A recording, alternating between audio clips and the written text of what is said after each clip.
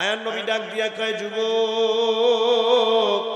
তুই যখন ইসলাম কমপ্লিট করো নাই তার আগে তোর নাম কি ছিল? তুই যখন কাফের ছিলি, যখন তুই ভূত মূর্তির পূজা করতি, নাম কি ছিল? কয় আমার নাম ছিল আব্দুল উজ্জা। মায়ার নবী ডাক দিয়া কয়, আব্দুল উজ্জা তো একটা দেবতার নাম। এই দেবতা মানুষকে মারতে পারে না, জীবন দিতে পারে না, হায়াত দিতে পারে না, মৌত দিতে পারে না, রিজিক দিতে পারে না, ইজ্জত দিতে পারে না, সম্মান দিতে পারে না, টাকা দিতে পারে না, পয়সা দিতে পারে না, ক্ষমতা দিতে পারে না। সব কিছু দেওয়ার একজন মালিক কে আছে?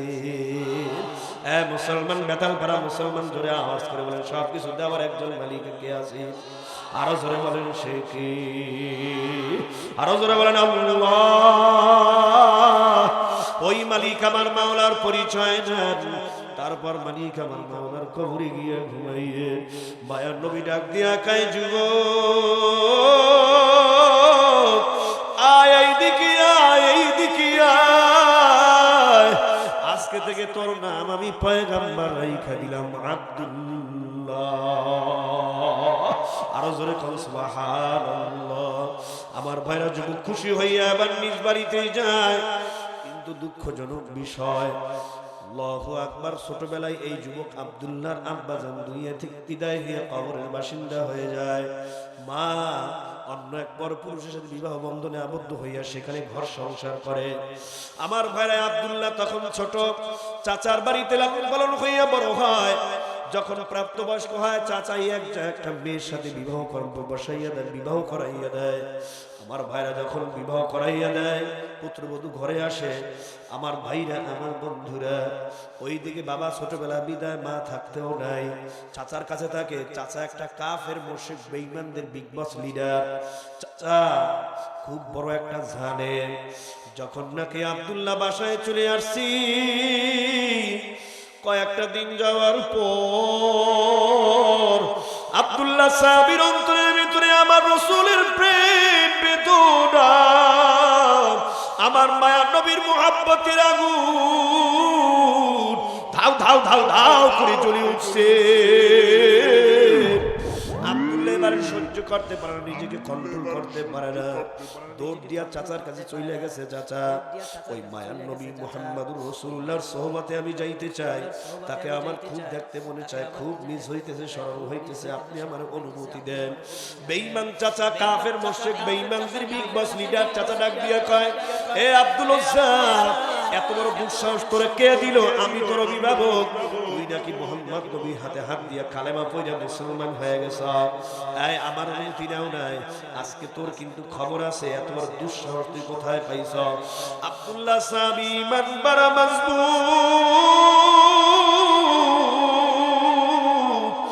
আব্দুল্লাহ সাহাবী ডাক দিয়া কয়, চাচা বেঈমান, ওই নবী মুহাম্মাদের হাতে হাত দিয়া কালেমা পড়ে মুসলমান হয়ে গেছি।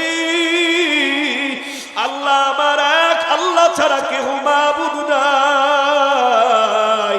আমি আর গায়রুল্লাহর ইবাদত করব না, আজকে থেকে ইবাদত করব এক আল্লাহ। চাচা, তুমি যতই আমাকে ভয় দেখাও না কেন, যতই হুমকি দাও না কেন, যতই আমার সাথে চাপ প্রয়োগ করো না কেন, আমি ঈমান কিন্তু ছাড়ব না। তুমি আমার এখনই অনুমতি দাও, আমি পয়গম্বর নবীর সাক্ষাতে যেতে চাই। চাচা বেঈমান, কাফের মুশরিক বেঈমানদের লিডার, সাথে সাথে অপকৌশল অবলম্বন করলো। তিনটা শর্ত যদি ভাতিজা তুই পালন করো, আমি তোরে নবী মুহাম্মাদের কাছে যাইতে দিব। আমার ভাইরা, আমার বন্ধুরা, আব্দুল্লাহ কয়, চাচা বলো তিনটা শর্ত কি? আমি মানতে রাজি আছি, তারপরেও আমি নবী মুহাম্মাদের দরবার ছাড়তে রাজি না। আল্লাহু আকবার। এক নাম্বার শর্ত দেয়, মুহাদ্দিস আল্লাহর ওলি এখানে বসা। আমার ভাইরা, আমার বন্ধুরা কয়, তুই তোর বিবিকে তালাক দিবি। জোরে কান না আউযুবিল্লাহ। বিবিকে যদি তালাক দিতে পারো, আমি নবী মুহাম্মাদের দরবারে তোরে যাইতে দিব। যুবক ডাক দিয়া বলতে আছে, চাচা এরপর দ্বিতীয় শর্ত কি বলো? তোর জায়গা জমি যা কিছু আছে সব আমার নামে লিখে দিবি। যদি লিখে দিতে পারো তাহলে তুই চলে যাইতে পারবি নবী মুহাম্মাদের সাক্ষাতে। তিন নাম্বার শর্ত দেয়, কয় তোকে আমি ত্যায্য করব কোনদিন চাচা বলে পরিচয় দিবি না। এই ঘর দরজা, ঘর বাড়ির সামনে, জায়গা জমির সামনে কোনদিন আর আসবি না। এলাকা ছাইরা চিরতরে চইলা যাবি, কোনদিন আসবি না। আব্দুল্লাহ সাহাবীর ঈমান কত মজবুত! চিৎকার দিয়া ডাক দিয়া কয়, চাচা তিনটা শর্ত মানতে রাজি, মান ছাড়তে রাজি না, ওই নবী মুহাম্মাদের দরজা ছাড়তে রাজি না। ওয়াল্লাযীনা আমানু আশাদ্দু হুব্বান লিল্লাহ।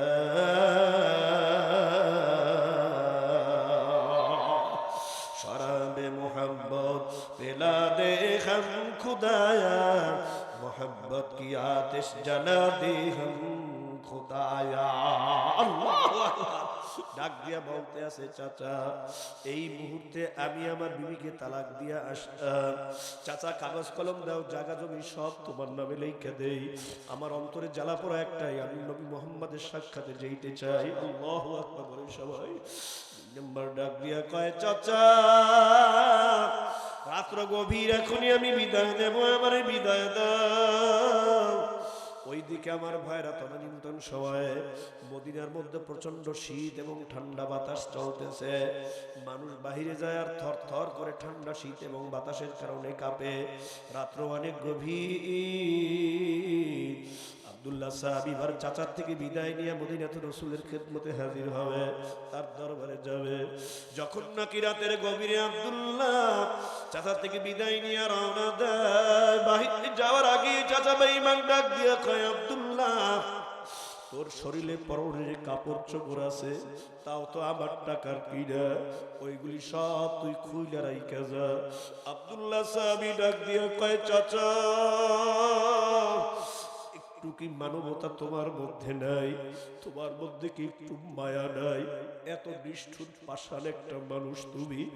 প্রচন্ড ঠান্ডা রাত্র গভীর, প্রচন্ড বাতাস চলে আর প্রচন্ড শীত, ঘন কুয়াশা, অন্ধকার হয়ে গেছে রাস্তা। আমি কেমনে যাব মায়ের নবীর দরবারে? চাচা তুমি আমারে কাপড় খুইলা যাইতে বলো, ওই শীতে ঠান্ডায় আমি কেমনে পথ চলবো? আমার কি কষ্ট হবে না? এ মুসাফিরের দলেরা, কবর পথের প্রতীক আমার মাইরা, এ যুবকের দল, এ পর্দালের মা ও বোনেরা, দিল নরম করে দুই ফোঁটা চোখে পানি রে। ইমানের জন্য, ইসলামের জন্য আমার ভাইরা, সাহাবায়ে কেরাম কি ত্যাগ এবং কুরবানি দিয়েছে।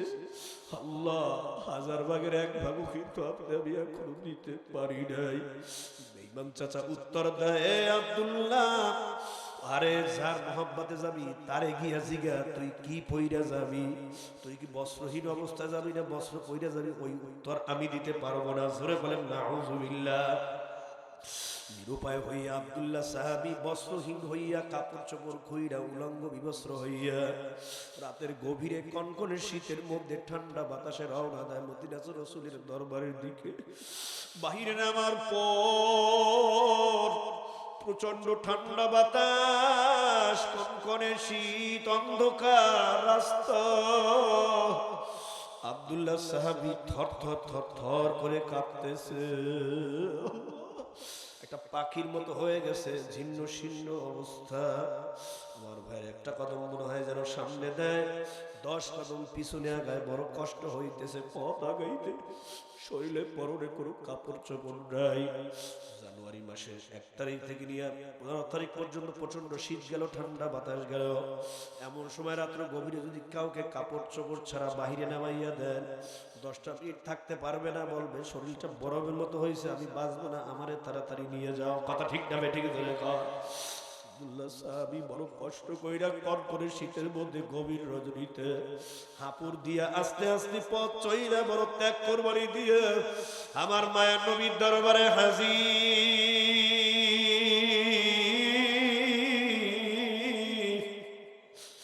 রাত্র গভীর, এখনো সবে সাদেক হয় নাই, অনেক সময় বাকি আছে। এখন যদি আমি মায়ার নবীর দরজা নক করি, কয়টা নক করি না জানি, মায়ার নবীর বিশ্রামে ব্যাঘাত ঘটতে পারে, বেয়াদবি হয়ে যাবে। অথবা মায়ার নবী এমনও তো হইতে পারে উম্মতের মাগফিরাত কামনায় তাহাজ্জুদ নামাজে সিজদায় গিয়া কাঁদতেছে, আল্লাহ না আমি ডাক দিব না, কষ্ট যতই হোক সবে সাদেক হইতে এখনো অনেক সময় বাকি আছে। আব্দুল্লাহ সাহাবী শরীরে পরনে কোনো কাপড় চোপড় নাই, থর থর থর থর করে কাঁপতেছে, দরজার পাশে বসে আছে। আমার ভাইরা দীর্ঘ সময় যাওয়ার পর মসজিদে নববীতে ফজরের আযান দিলেন হযরত বিলাল। আযান দেয় আসসালাতু খায়রুম মিনান নাওম,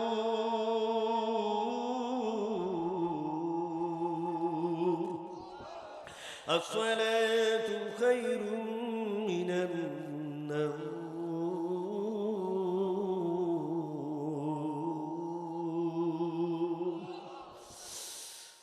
ওই মুয়াজ্জিনের আযান শুনে চলা মসজিদে 5 ওয়াক্ত নামাজ জামাতে পড়িতে। ঘুমেছে নামাজ ভালো আর তুমি ঘুমাইও না, ঠিক মতো পড়িলে নামাজ বেহেশতে তোমার হবে ঠিকানা। কথা ঠিক কিনা? ওইদিকে ফজরের আযান কমপ্লিট হয়ে গেল। বেলাল রাদিয়াল্লাহু তাআলা আযান দেওয়া কমপ্লিট করলেন। সব সাহাবায়ে কেরাম পঙ্গপালের মতো মসজিদে নববীর দিকে রওনা। সবাই মসজিদে নববীতে সুন্নাত নামাজ পড়িয়া সবাই আমার মায়ার নবীর ইন্তজারে বসে আছে, কখন মায়ার নবী আসবে, তার ইমামতিতে জামাত আদায় হবে, নামাজ আদায় করবে, সবাই অন্তরে তৃপ্তি অনুভব করবে। আল্লাহু আকবার। মায়ার নবীও কামরায় সুন্নাত আদায় কইরা এবারে মসজিদে নববীর দিকে রওনা দিয়েছে। কদম একটা যখন বাহিরে দেয় কামরা থেকে আমার মায়ার নবী পয়গম্বর, কদমটা বাহিরে দেওয়ার সাথে সাথে দরজার পাশে বাহিরে তাকাইয়া দেখে কে যেন একজন অপরিচিত যুবক মাথাটা নিচের দিকে দিয়া দীর্ণ শীর্ণ হয়ে বৈশা থর করে ফোপাইয়া ফোপাইয়া কাঁপতেছে। শরীরে পরনে কোনো কাপড় চোপড় নাই। অসহায় করুণ অবস্থার দৃশ্যটা দেখে আমার মায়ার নবী চোখের পানি সারিয়া দিয়া ডাক দিয়া কয়, কে তুমি যুবক?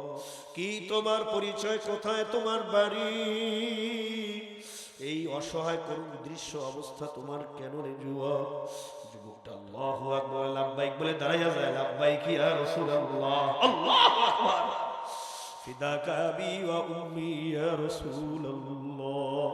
ও মায়ার নবী, আমি আপনার মহব্বতে কলিজার টুকরা সাহাবী আব্দুল্লাহ। আমার মায়ার নবী ডাক দিয়ে কয়, আব্দুল্লাহ, তোর এই করুণ অবস্থা কেন? পরনের শরীরের কাপড়, শরীর পরনের কাপড় কোথায় গেল? পরনের কাপড় কোথায় গেল? শরীরের কাপড় কোথায় গেল? এই দুর্বিষহ করুণ অবস্থার দৃশ্য আমি কেন দেখলাম? কি হয়েছে তোমার বলো? এই দৃশ্য দেখে তো আমি মায়ার নবীর চোখে পানি রাখতে পারি না। আমার হৃদয়ে রক্তক্ষরণ হয়, কলিজায় বড় আঘাত লাগে। ডাক দিয়া কয়, মায়ার নবী গো, আমার চাচা, আমার বাবা নাই, আমার মাও থাকতে নাই। আমার চাচা কাফের মুশরিক বেঈমানদের লিডার। আমি আপনার হাতে হাত দিয়ে ইসলাম কমপ্লিট করছি, চাচা সহ্য করতে পারে না। হুজুর, আমি কেন আমার আল্লাহকে রব বলে স্বীকার করছি?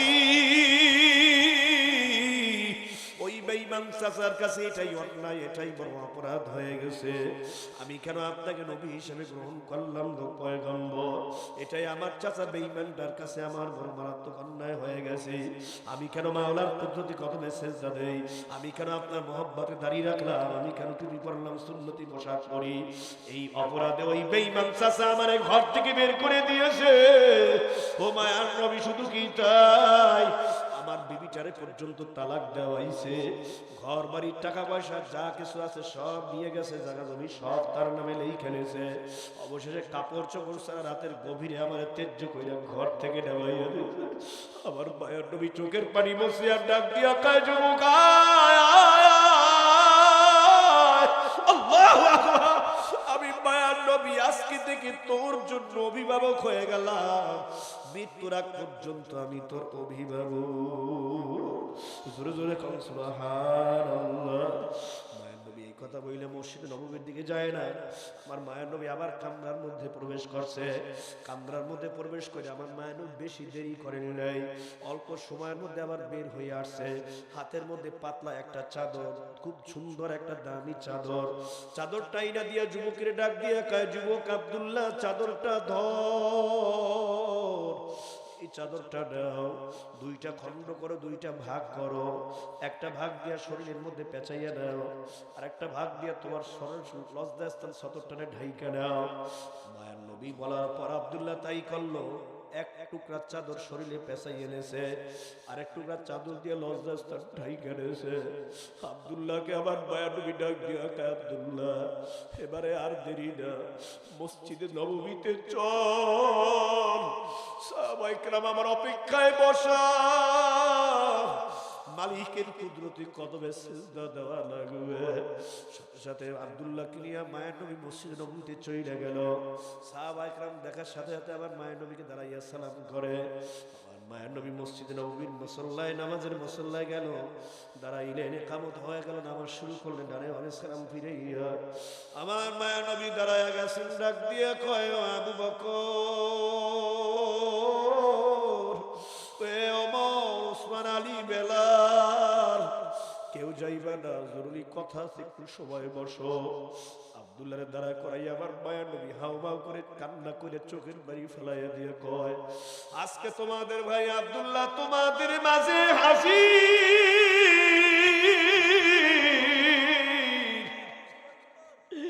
তার ঈমান এবং নেকামলির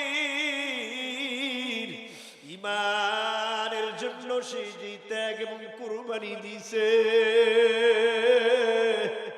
ইসলামের জন্য, দ্বীনের জন্য আব্দুল্লাহ যে ত্যাগ এবং কুরবানি দিছে, এই করুণ ঘটনা শুনি না আমি নবী চোখে পানি ধইরা রাখতে পারি নাই। চাচা তারে ল্যাংটা করে রাত্র গভীরে ঘর থেকে বের করছে, জায়গা জমি সব লেখা নিয়ে গেছে, বিবিটারে পর্যন্ত তালাক দেওয়াইছে। আর কোনদিন চাচা বলছে আমার পরিচয় দিতে পারবি না, এই ত্যাগ এবং কোরবানি দিয়া তোমাদের ভাই তোমাদের ভাবে আমি মায়ের নবী ঘোষণা দিছি, আব্দুল্লাহরে আমি ভালোবাসি। তোমরা যারা এখানে আসো আজকে থেকে আব্দুল্লাহরে জান প্রাণ দিয়ে ভালোবাসবা, কেউ আব্দুল্লাহর মনে আঘাত দিবে না। অবশেষে তাবুকের যুদ্ধে আব্দুল্লাহ রওনা। কিছু দূর যাওয়ার পর আব্দুল্লাহ সাহাবী ইন্তেকাল করে, ইন্তেকাল দুনিয়ায় নাই। মায়ার নবীর চোখের পানি বসে আর কয়, ও সাহাবায়ে কেরাম, আব্দুল্লাহ সাহাবীর লাশের গোসলের ব্যবস্থা করো, কাফনের ব্যবস্থা করো, তোমরা কেউ আবার কবর খনন করো। যখন সব কমপ্লিট হয়ে গেল, মায়ার নবী নিজেই জানাজা পড়াইয়া দিলেন, আবার নিজেই কবরের মধ্যে রাখছেন আব্দুল্লাহ সাহাবীকে। কবরে রাখার আগে আমার মায়ার নবী ডাক দিয়ে কয়, সাহাবায়ে কেরাম তোমাদের ভাই আব্দুল্লাহর লাশটা আমি পয়গম্বর নবী দুই হাতে দাও, আমি একটু কবরে রাখি তোমাদের ভাইয়ের লাশ। আব্দুল্লাহর লাশ আমি পয়গম্বর নিজেই কবরে শোয়াইয়া দেয়। সাহাবায়ে কেরাম সাথে সাথে আমার মায়ার নবী দুই হাতের উপরে চড়াইয়া দেয় আব্দুল্লাহর লাশটারে। আমার মায়ার নবী নিজেই আব্দুল্লাহর লাশটা কবরের মধ্যে নাইবা নিজেই শোয়াইয়া দেয়। আমার ভাইরা এরপর দুই হাত উঠাইয়া আমার মায়ের নবী আরশে আজিমের মালিক আল্লাহরে ডাক দিয়া কয়, দয়ার মালিক, আমি আব্দুল্লাহর উপরে রাজি খুশি আছি, আল্লাহ তুমি আব্দুল্লাহর উপরে রাজি খুশি হয়ে যাও। উপস্থিত সাহাবায়ে কেরাম চিৎকার দিয়ে তারা আফসোস করে, ওই আব্দুল্লাহ সাহাবীর জায়গায় যদি আমার লাশটা হইতো, কতই না সৌভাগ্য, কতই না ভালো হইতো। আব্দুল্লাহ সাহাবীর আজকে খুশনসিব, কত ভাগ্য ভালো, মায়ার নবী তার লাশ নিজেই কবরে রাখছে, আবার নিজেই ওই কবরের উপরে দাঁড়াইয়া আল্লাহর কাছে ফরিয়াদ করে বলছে, আল্লাহ আমি আব্দুল্লাহর উপরে রাজি, তুমিও রাজি খুশি হয়ে যাও। আমার ভাইরা, আমার বন্ধুরা, দাফন কাফন সম্পন্ন কয়েকদিন পর